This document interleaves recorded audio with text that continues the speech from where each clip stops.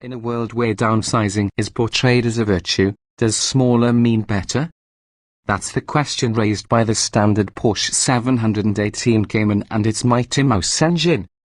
As in the brawnier Cayman S, which we've already reviewed, the regular car has ditched its naturally aspirated flat 6 for a turbocharged flat 4, one that produces 300 horsepower from just 2.0 litres of displacement, a specific output 150 horsepower per litre that beats that of the 350 horsepower S's 2.5 litre unit.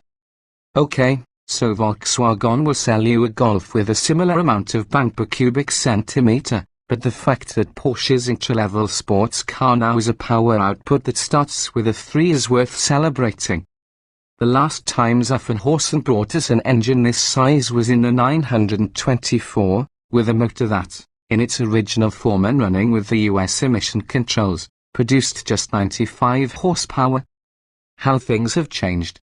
Porsche says that even the base Cayman now is capable of returning a 4.5 second 0 to 60 mph time when specified with the optional PDK dual-clutch automatic gearbox and a 4.9 second run with the 6-speed manual. Is there any point in paying the substantial premium for the S? We're not a S for street driving, probably not. We drove both the basic Cayman and the S at the launch event in Sweden where we confirmed, on some of Skane County's quietest roads, that the 2.0 litres relative lack of urge when compared with the 2.5 is obvious only at the sort of commitment levels that risked getting us arrested and deported. As in the S, the smaller engine's abiding characteristic is its torque, with the peak 280 lb-ft of torque arriving at just 1,950 revolutions per minute. The result is the sort of effortless, anti-gear progress of a big cube power plant, the 718 Cayman pulling hard at the sort of engine speeds where the old car's 2.7 litre flat 6 would just be clearing its throat.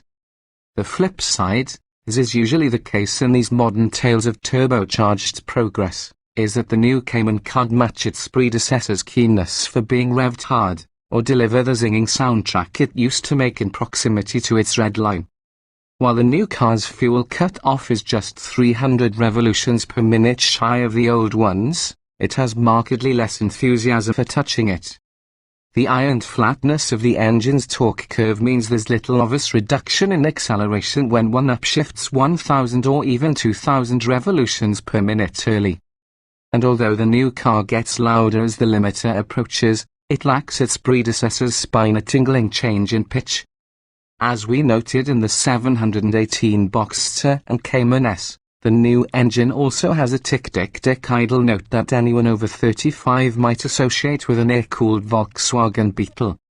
Other differences between the stock Cayman and the S are barely detectable on public roads.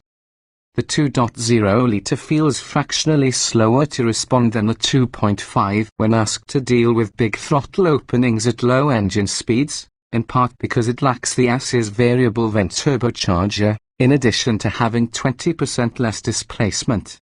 According to Porsche, the standard car actually produces higher peak boost, 19 pounds per square inch versus the S's 16, but we wouldn't say you can feel that. The chassis delivers similarly abundant grip and what felt to be identically keen responses thanks to the new, quicker ratio steering lifted from the 911 Turbo. Went to S on the track, it's a slightly different story. We were allowed a few laps of the Sturup Raceway near Malmo and can report that the S does possess a clear performance advantage that allowed it to edge away from the standard car on the straights. There was, however, no apparent difference in cornering speeds. But for most buyers, the need to decide between the 6-speed manual and the optional 7-speed automatic is likely to be a more significant choice than the one between Cayman and Cayman S. Based on our experience, we'd lobby for sticking with the stick, both on the general principle that sports car drivers should change their own gears but also because the PDK doesn't seem to have been particularly well optimized around the new engine's torque output. Left in drive, it seems too keen to downshift under small throttle openings, even with the dynamic mode selector which comes as part of the optional Sport Chrono package left in its most cautious normal mode.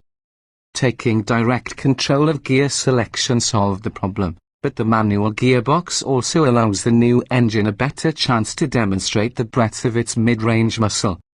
While we mourn the passing of the 6-cylinder engine, we acknowledge that the regular 718 Cayman offers generous compensation with its improved performance. It feels like a more sizable upgrade than the new Cayman S does over its predecessor.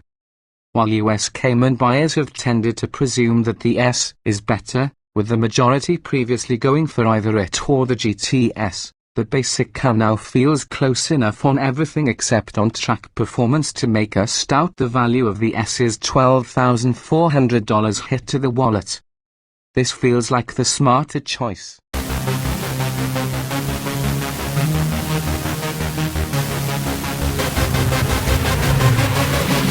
Yeah.